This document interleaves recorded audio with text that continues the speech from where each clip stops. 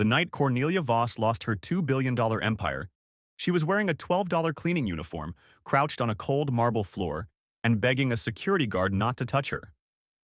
Not because she was scared of him, but because the moment he laid a hand on her, it would be over. All of it. Everything she had spent 30 years building would collapse in front of a phone camera being held by someone who had no idea they were filming the owner of the building. Let that land for a second. The woman who built that hotel, who personally selected the marble on that very floor, was being treated like a trespasser in her own creation. And the worst part? She had done it to herself. Every single decision that led to that moment was hers. 6 weeks earlier, Cornelia Voss had stood in the same lobby in a gold-sequined gown, our champagne in hand, cutting the ribbon on the most ambitious project of her career. Applause, camera flashes, the kind of smile that takes a lifetime to earn. And above the entrance, carved into the stone in letters 12 inches tall, the name Ruth Ann, her mother's name, the woman who had cleaned hotel rooms for 22 years so that her daughter could one day own one. But here is what nobody in that champagne-soaked crowd knew. Here is what no journalist wrote about and no board member anticipated.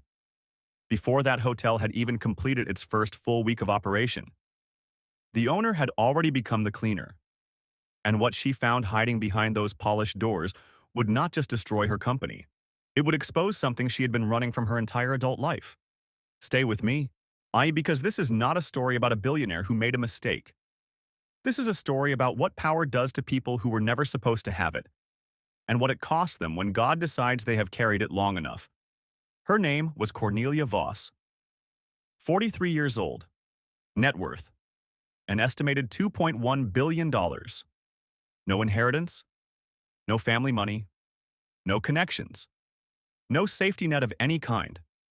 The kind of self-made that people write books about. Except Cornelia never let anyone write a book about her, because she did not trust that the version they told would be accurate enough. She started with $11,000. That was the exact amount she had saved over 8 years working double shifts as a hotel receptionist in Columbus, Ohio. 8 years of waking at 4:30 in the morning. On 8 years of covering other people's shifts. 8 years of smiling at guests who treated her like she was decorative. And then one morning in 2004, she drove 2 hours to a county auction and bought a broken-down 18-room motel on the outskirts of Dayton for $11,000 cash. The roof leaked. 2 of the rooms had no working plumbing. The carpet in the lobby was the color of old mustard. She moved into room 7 and started fixing it herself. By 38, she owned 11 properties across 7 states. By 41, she had launched the Voss Collection, a boutique luxury brand that was competing directly with the Four Seasons and the Ritz-Carlton for 5-star clientele. Industry publications put her on their covers. She gave exactly 1 interview per year and answered no personal questions. She was disciplined in a way that most people mistake for coldness, because they have never seen what discipline actually costs a person. But here is the thing about people who build walls to survive. The walls do not stop once the danger passes. They just keep going up. Her board admired her. Her executives feared her. The people who worked closest to her described her, in the kind of frank language that only gets used when someone thinks they are off the record, as someone who trusted contracts more than people. Someone who needed to control the variables. Someone who had not fully noticed that the variables she was trying to control had started to include human beings. Her long-term partner, a soft-spoken architect named Prescott Hale, said something to her over dinner about 2 years before all of this happened. He looked at her across the table and said, and she recounted this herself years later in the only extended interview she ever gave. Cornelia, you built walls to survive, but they are not protecting you anymore. They are just blocking everything out. She laughed. She told him he was being dramatic. She would not laugh about it later, because Prescott was not being dramatic. He was being precise. And the flagship hotel she was about to open in downtown Nashville, the one she named after her mother, was about to prove him right in the most public, most irreversible way possible. The Ruth Ann Hotel was 7 stories of hand-selected materials, bespoke furniture, and obsessive attention to detail. Cornelia had spent 4 years on it. She had fired 3 architects, 2 interior designers, and one general contractor before the project reached a version she considered acceptable. The lobby alone had been redesigned 11 times. She had personally chosen the font for the room number plaques.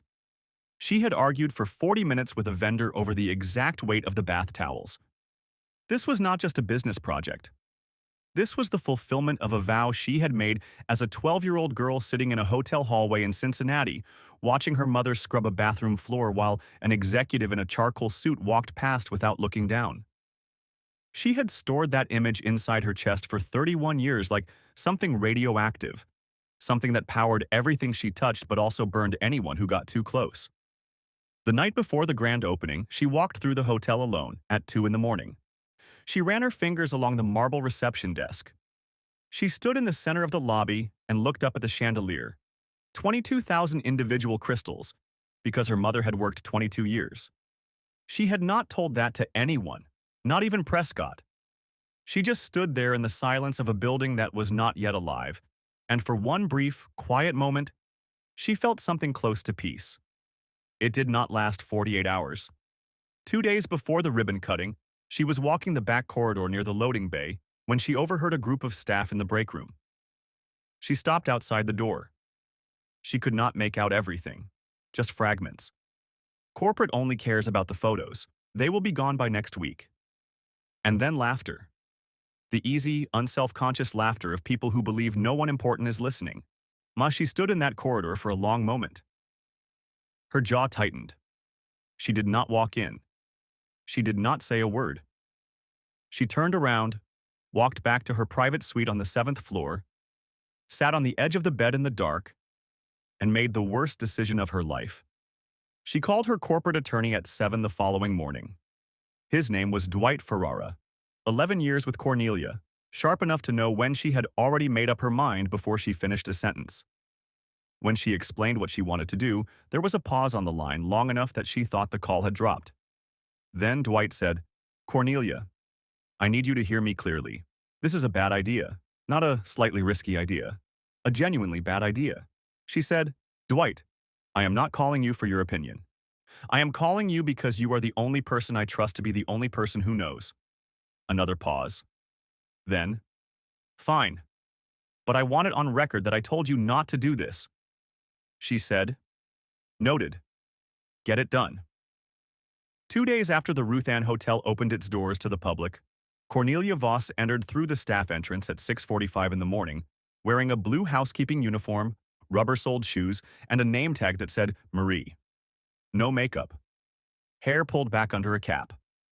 43 years old, worth $2 billion, and indistinguishable from any other member of the third-floor cleaning crew. Dwight had arranged her placement through a staffing agency. No manager knew. No department head knew. She was just Marie. New hire, third floor, Tuesday through Saturday. For the first 2 days, she kept her head down and observed. And what she saw in those first 48 hours shook something loose in her that she had not expected. Because the problems she found were not abstract. They were not spreadsheet problems. They had faces. The floor supervisor on levels 3 and 4 was a man named Garrett Odom. Efficient, organized, the kind of employee who scores well on every performance metric because he has learned exactly where the cameras are and exactly how to behave in front of them. But away from the cameras, away from any upper management, Garrett Odom was something else entirely. On her second morning, Cornelia watched him corner a young housekeeper named Alicia in the service corridor outside room 314. Alicia was 22 years old, 3 weeks into the job, and she had taken what Garrett clocked as 43 seconds too long to change a king-size bedspread. He did not raise his voice. He did not need to. He stood close enough that she had to press herself against the cart, and he narrated every one of her errors in a slow, deliberate, cutting voice while she finished the job with shaking hands. When she left the room, her face was completely blank. The specific blankness of someone who has learned that showing emotion at work costs them more than swallowing it.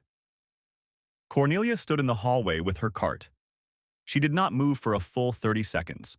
That image, Alicia pressing herself against the cart, hands shaking, face empty, was going to stay with her for a very long time. But she still did not intervene. Not yet. She told herself she was gathering information. She told herself she needed the full picture. And that was true. But it was also a way of not having to feel what she was feeling, which was something complicated and old and uncomfortably familiar. She kept watching. She found food being disposed of before it reached the kitchen.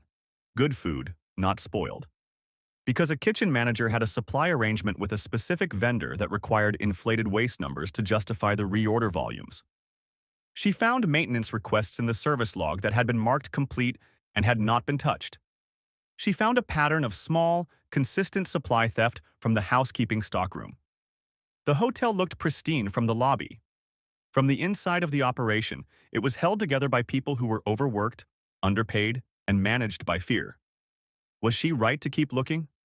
Or should she have walked back up those stairs, taken off that uniform, and had a direct conversation with her management team? That is a question worth sitting with. Because what was coming next, she was not ready for. On her fourth day undercover, Cornelia was mopping the hallway outside room 312 when she heard voices around the corner near the linen closet. A group of housekeeping staff on their 15-minute break.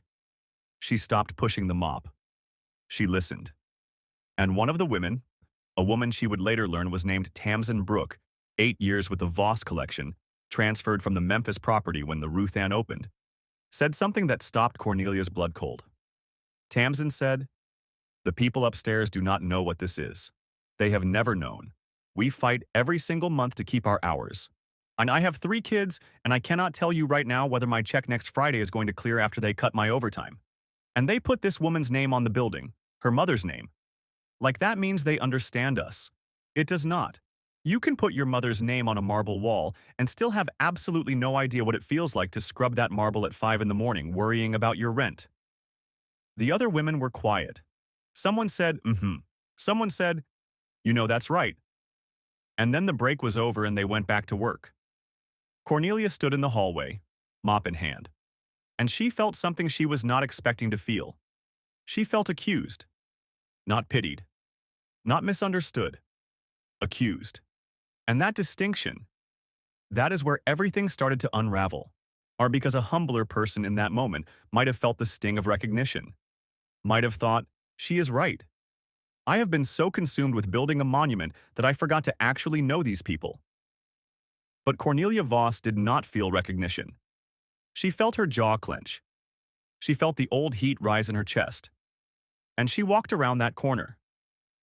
She looked at the group of women who were already heading back to their carts. She said, quietly but with an edge that a stranger would notice, "You think the people running this place have no idea what this work feels like? You might want to reconsider that." Tamsin turned around. She looked at Cornelia, this new woman named Marie, who had been on the floor for 4 days, and said, "Excuse me?" Cornelia said, "I am just saying. You do not know everything about who is watching out for you." Tamsin looked at her for a long moment. Then she said, "Marie, whoever you are, you have been here 4 days. Stay in your lane." And she walked away. That should have been the end of it. It was not. Because 30 seconds later, Garrett Odom came around the corner and caught the tail end of the exchange. He had heard enough. He stepped in front of Cornelia. He was a full head taller than her. He said, directly, flatly, with the complete authority of a man who has never once been challenged in this particular hallway, "You, housekeeping does not participate in operational conversations.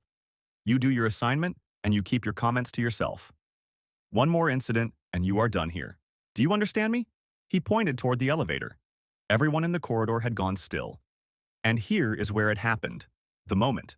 Either the one that would be clipped and replayed and argued over for weeks. Cornelia looked at his hand, the hand pointing at the elevator. And then she looked up at him. And something in her face shifted. The mask came off. Not gently. Not gradually. It came off all at once, the way a floodgate opens. She reached up. She pulled the name tag off her uniform. She held it in her hand for 1 second. And then she said, and her voice was completely steady, "You want to know who I am? My name is not Marie. I built this hotel, every floor of it. The marble under your feet, the linen you just timed Alicia on, the name above that front door. All of it is mine. and you just pointed at the elevator in my building and told me to disappear. So I want you to think very carefully about what happens next, because I am done watching." Garrett Odom went absolutely white. The hallway was silent enough to hear the ventilation system running. Someone nearby, no one ever established exactly who, had raised their phone 3 seconds before she pulled off the name tag. The entire reveal was captured. 41 seconds of footage, and by the time the night shift arrived, it had been seen by 400,000 people. By 6 in the morning, the video had crossed 800,000 views. By noon, it was at 2.3 million. By evening, Cornelia Voss was the lead story on 4 national news networks, and the Ruth Ann Hotel's social media accounts had been flooded with over 90,000 comments. The clip was everywhere, playing on airport screens, embedded in think pieces, dissected in real time by people who had never set foot in a hotel corridor in their lives. And the reaction was not what Cornelia expected. She had expected people to be outraged on behalf of Alicia, the young housekeeper with shaking hands. She expected the story to be about Garrett Odom and what he had done in that corridor. She expected to be the hero of the clip. Instead, the conversation split almost instantly into 2 very loud, very angry camps, and neither of them was particularly sympathetic to her. Camp 1 said, "She violated her employees. She ran a covert surveillance operation on the people who worked for her. People who had no idea they were being watched, filmed, or tested. That is a power abuse. That is not leadership. You do not spy on your own staff and then reveal yourself dramatically like some kind of corporate game show. The people in that hallway are human beings, not characters in your self-improvement documentary." Camp 2 said, "She caught real abuse, real theft, real corruption. And she had to disguise herself to do it because she knew her management team was performing for cameras." What was she supposed to do? Send a memo? The problem in that hotel existed before she got there. She just found it. Both camps were right about something. Both camps were missing something. And that gap, that space between 2 legitimate positions, is exactly where the story went from viral to something more permanent. Investors began calling the Voss Collections executive team directly, bypassing Cornelia entirely. The 2 major hospitality partnerships that had been in late-stage negotiation went quiet. A chain of planned openings across the Southwest was placed under review. The Ruth Ann Hotel's bookings, which had been at 94% capacity the week it opened, dropped to 61% inside 72 hours as group reservations canceled. Prescott found her in her Nashville apartment on Sunday evening. She was sitting at the kitchen table in the same clothes she had been wearing since Friday. Cold coffee. Laptop open. 14 browser tabs. She looked like someone who had been awake for so long she had gone past tired into something quieter and more dangerous. He sat across from her. He said, "Cornelia, look at me."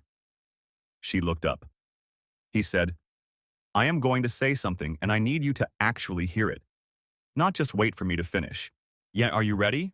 She nodded. He said, "You did not go undercover to understand your staff. You went undercover to catch them. There is a difference. One comes from curiosity, the other comes from distrust." And the people in that building felt the difference, even before the video. That is why Tamsin said what she said. She was not venting to her coworkers. She was describing something she already felt. And you confirmed it. Cornelia sat with that for a long time. Then she said, "So what was I supposed to do? Just ignore what I heard in that corridor?" He said, "You were supposed to walk into a room full of your employees and ask them directly, 'What is happening in this building and what do you need from me?'" She said, "They would have performed for me." He said, "And you performed for them instead. How did that work out?" She did not answer, or because there was no answer, that was not an admission. On Tuesday morning, 5 days after the video went live, Tamsin Brooke resigned from the Ruth Ann Hotel. She did not do it quietly. She posted a public statement from her personal account, and it spread faster than the original video. I want you to hear what she wrote. Actually hear it, not skim it. She wrote, "I have worked in hospitality for 8 years. I have worked for 3 different Voss Collection properties. I was transferred to the Ruth Ann because my supervisor said it was the flagship, the one that would show everyone what this company actually stands for. And she was right. Because what I learned this week is that this company, at its highest level, does not trust the people who hold it up. It sends the boss in disguise to watch us when we think we are alone. It tests whether we are loyal while we go home and wonder if our paychecks will clear. The Ruth Ann Hotel was built by a woman who once watched her mother clean hotel rooms. I respected that. But respecting someone's origin story is not the same as trusting the people who live that story every single day. We do not need secret bosses. We do not need to be studied. We need leaders who sit across from us and ask, what do you need? What is not working? What would make this better? That is it. That is the whole job. I hope Cornelia Voss finds her way back to that. I will not be there to see it.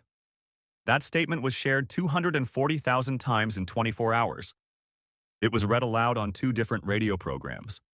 A professor of organizational behavior at the University of Michigan cited it in a lecture that was posted to YouTube and reached over 1 million views. Because Tamsin had done something most people cannot do when they are angry. She was precise. She was not attacking Cornelia's character. She was describing the gap between who Cornelia believed herself to be and who her actions showed her to be. And gaps like that, in front of an audience that large, do not close easily. Ask yourself something right now. Have you ever worked somewhere that made you feel like a variable instead of a person? Where management talked about culture and values while everything around you told a different story? Because if you have, you already know exactly what Tamsin was feeling. And you know why that statement hit the way it did. It was not a complaint. It was a mirror. Small protests began outside the Ruth Ann Hotel on Thursday morning. Not hundreds of people, dozens. But they were there, and they were visible, and they carried signs that read, "We are not experiments and dignity is not a perk." Local news covered them. National outlets picked up the footage.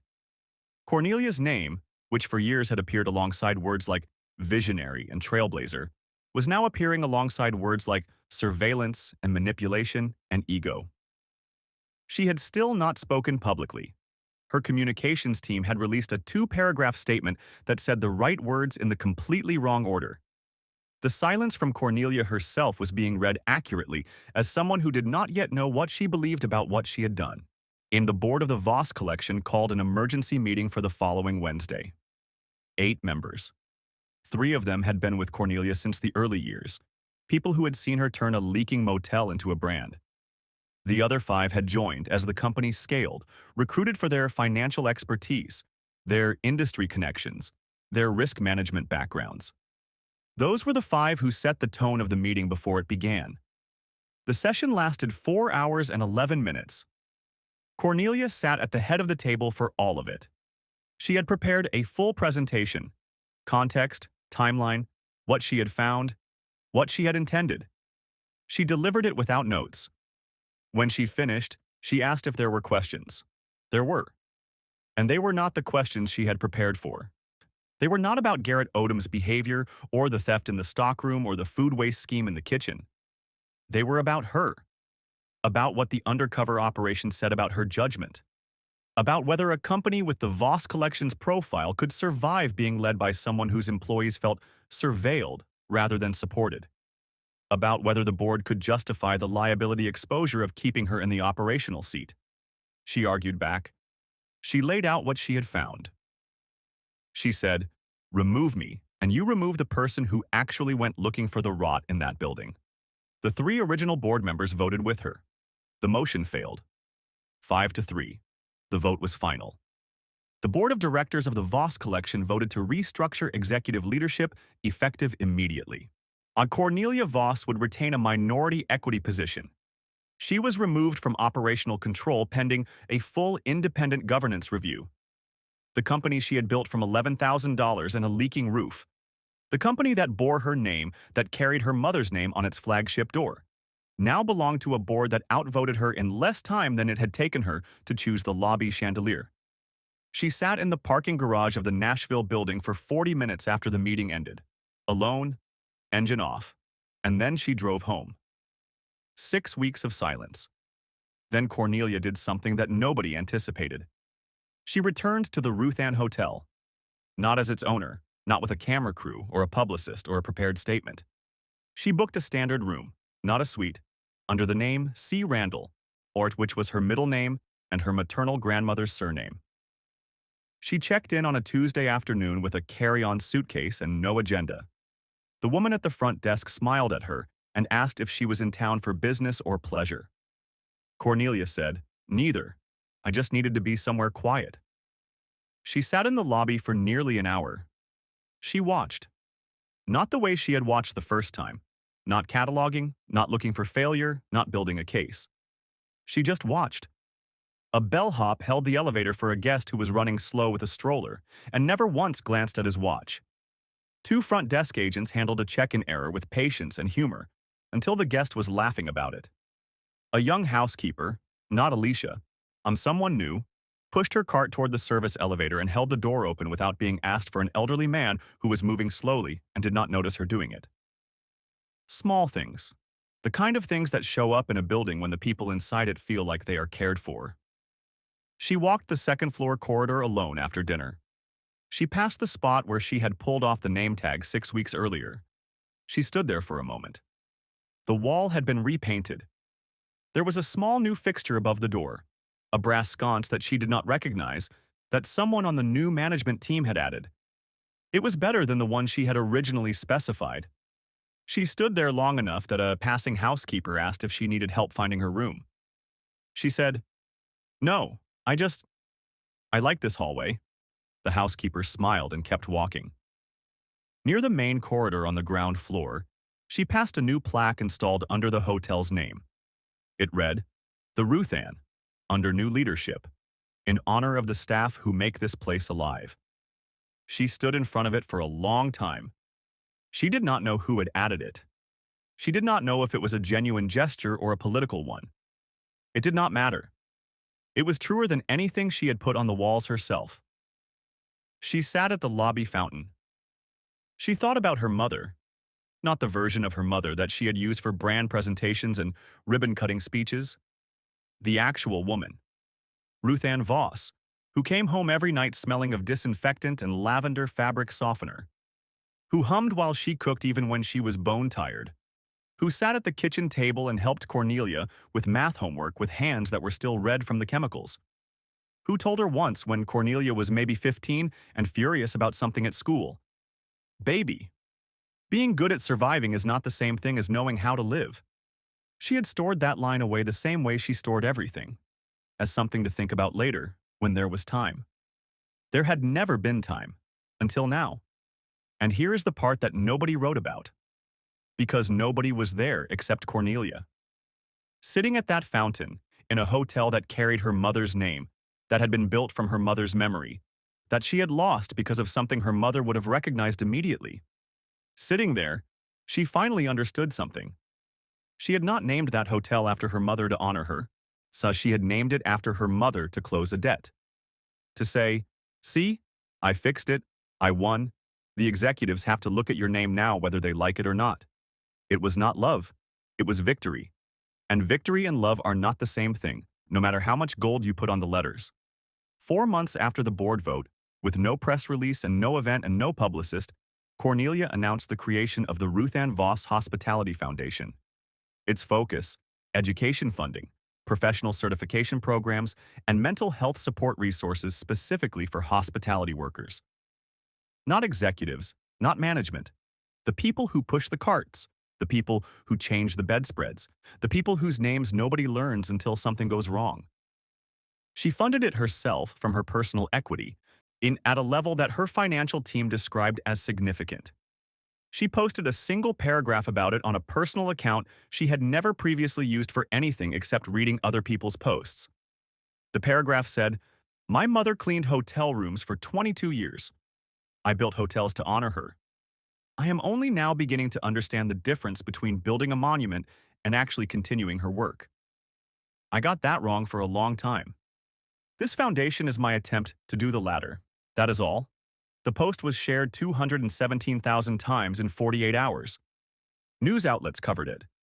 Former employees of the Voss collection responded. Some with skepticism, some with cautious support, some with the kind of public forgiveness that costs the person giving it something real.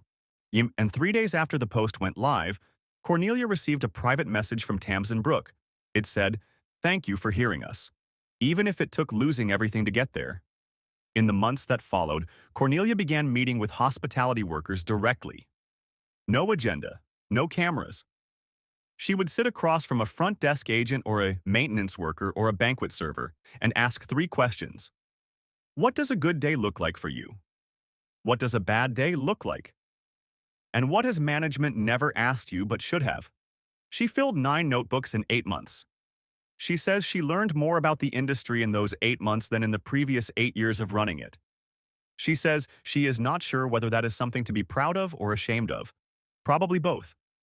Prescott came to see her on a February afternoon, on about 8 months after the board vote.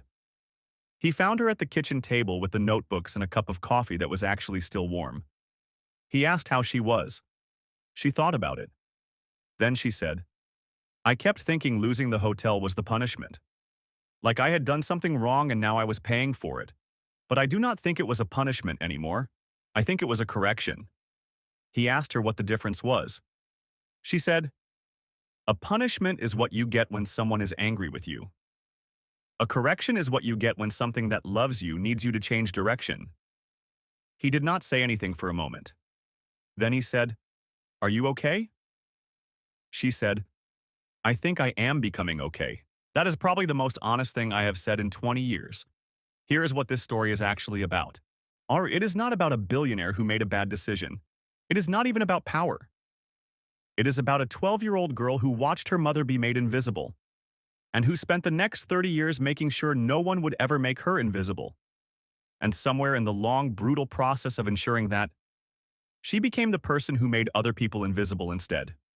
Not with cruelty, with ambition, with the kind of tunnel vision focus that feels righteous when you are in it, and looks devastating from the outside. She became exactly what she hated. She just did it from the other side of the marble desk. And the universe, or God, or whatever word you use for the force that has the longest memory, did not let her get away with it. She lost the building, she lost the vote, she lost the name above the door, and in losing all of it, she found the only thing she had actually been looking for the whole time. The woman she was before the empire told her she had to be someone harder. Not every loss is punishment. Some losses are corrections. Some corrections hurt badly enough to reach the parts of you that comfort could never touch. Cornelia Voss lost a company. She found herself. And she will tell you, if you ask her, that she is still not entirely sure which one was worth more. Now, I need to ask you something. And I want a real answer. In the comments, not just a like. Was Cornelia wrong? Was she a woman who genuinely wanted to protect what she had built and made a catastrophic error in judgment? Or was she something darker? Someone who had never truly trusted the people around her and used a uniform as a way to confirm what she already believed? Because those are 2 very different stories, and which one you believe says something about how you see power and leadership and the distance between where someone comes from and who they eventually become. And here is the harder question, the one I want you to sit with tonight. Have you ever been so afraid of being betrayed that you betrayed someone first? Have you ever tested someone's loyalty in a way that told them, whether you meant it or not, that you never really trusted them to begin with? Because that is what happened in that hallway. And it does not require $1 billion or a cleaning uniform. It happens in marriages. It happens in friendships. It happens in families. We test people when we are afraid. And sometimes the test tells them everything they needed to know about us. Drop your answer in the comments. I read every single one. Was she right? Was she wrong? Would you have done the same thing? Tell me where you stand.